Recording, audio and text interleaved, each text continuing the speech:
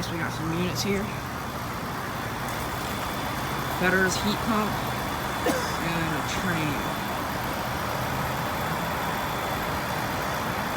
Can't get in there though because the units are behind the bush here. You can't even see them over the bush.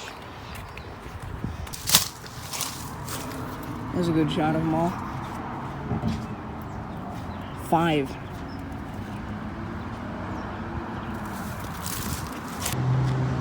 Trains. Yeah. This carrier really looks like... This doesn't even look like a carrier. It's like an Arco Air, just has a carrier logo. It's not gray.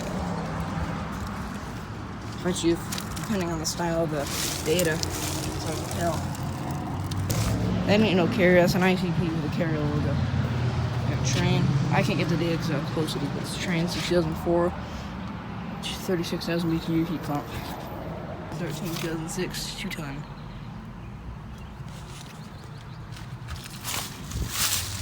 Well, that's a good condition. And here's a Trane XB or XE. Little one. And then there's another XB.